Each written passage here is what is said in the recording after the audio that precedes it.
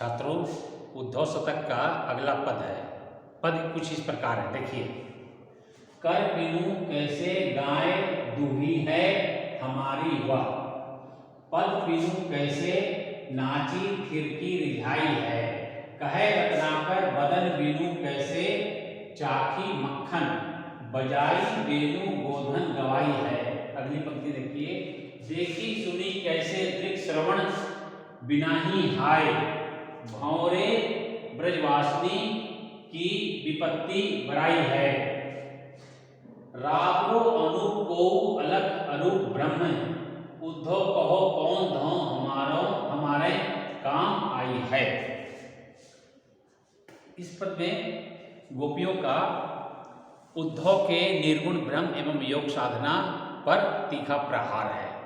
आप जानते हैं कि कृष्ण विरह से पीड़ित गोपियों को उद्धव निर्गुण ब्रह्म एवं योग साधना का उपदेश देते हैं, जिन्हें गोपियों को उद्धव के निर्गुण ब्रह्म एवं योग साधना का संदेश तनिक भी नहीं सुहाता है, क्योंकि वो कृष्ण प्रेम में आकंठ डूबी हुई हैं। कृष्ण के प्रेम में गोपियाँ ऐसी डूबी हुई हैं कि कृष्ण के अतिरिक्त उन्हें कुछ भी सुहाता नहीं है। तो गोपियों के समक्ष जब उद्धव आकर प्रेम की बात, विरह की बात छोड़ने की और निर्गुण ब्रह्म एवं योग साधना अपनाने की बात कहते हैं, तो गोपियाँ किसी पद में उनका किस प्रकार खंडन करती हैं, किस प्रकार उनके निर्गुण ब्रह्म का उपहास करती हैं, किस प्रकार अपनी वाक चातुरी का परिचय देती हैं, उद्धव शतक में यह बखूबी चरितार्थ हुआ है। इस पद में गोपियों का निर्गुण ब्रह्म के प्रति खंडन का भाव और उपहास का भाव व्यक्त हुआ है। देखिए, पहले पद का अर्थ देखिए। गोपियां उद्धव से कहती हैं कि तुम्हारा निर्गुण ब्रह्म जो है वह कर बिनु यानी हाथ के बिना हमारी गाय को कैसे दूहेगा। कैसे गाय दूही है हमारी वह यानी तुम्हारा निर्गुण ब्रह्म जो है, जो निराकार है, अरूप है, वह हाथ के बिना हमारे गायों के दूध को कैसे निकालेगा। दूसरी पंक्ति, पद बिनु पैर के बिना, कि तुम्हारा निर्गुण ब्रह्म जो है पैर के बिना कैसे नाचेगा, कैसे थिरकेगा और हमें कैसे मोहित करेगा।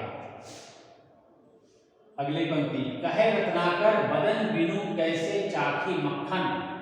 रत्नाकर कवि कहते हैं कि गोपियां उद्धव से कहती हैं कि बदन बिनु आपका निर्गुण ब्रह्म जो है वह निराकार है, अरूप है, तो वह मुख के बिना मक्खन को कैसे चखेगा। जब उसका मुख ही नहीं है तो वह हमारे मक्खन को कैसे चखेगा। बजाई बेनु गोधन गवाई है। बजाई यानी बजाना, बेनु यानी बांसुरी, गोधन यानी गोधन गीत। आगे की पंक्तियों में गोपियां उद्धव से कहती हैं कि तुम्हारा निर्गुण ब्रह्म जो है बांसुरी बजाकर किस प्रकार हमें गोधन के गीत गवाएगा। अगली पंक्ति, देखी सुनी कैसे दृक श्रवण बिना ही। दृक यानी नेत्र, श्रवण यानी कान, बिना आंख और कान के। देखिए, दृक श्रवण बिना ही हाय पूर्वक कहती है कि गोपियां कहती हैं हाय तुम्हारा निर्गुण ब्रह्म जो है आंख और कान के बिना कैसे देखेगा और सुनेगा। भोरे ब्रजवासिनी की विपत्ति बराई है। हम भोरे यानी भोले, भोरे है ये शब्द, भोरे यानी भोले, हम अबोध गो बालाओं ब्रजवासिनी यानी ब्रज में रहने वाली हम गोपियों की विपत्ति को तुम्हारा निर्गुण ब्रह्म जो है कैसे दूर करेगा।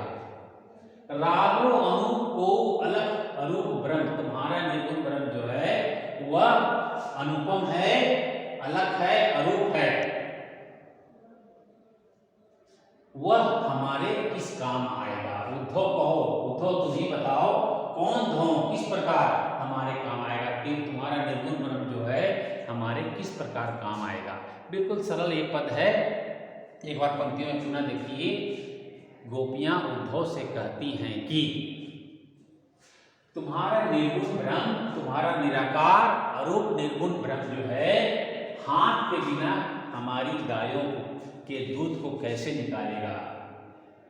पैर के बिना तुम्हारा निर्गुण ब्रह्म कैसे नाचेगा, कैसे थिरकेगा और कैसे नाच कर ठुमक कर हमें मोहित करेगा। रत्नाकर कवि कहते हैं कि गोपियां उद्धव से कहती हैं कि मुख के बिना तुम्हारा निर्गुण ब्रह्म जो है मक्खन का आस्वादन कैसे करेगा, मक्खन को कैसे चखेगा।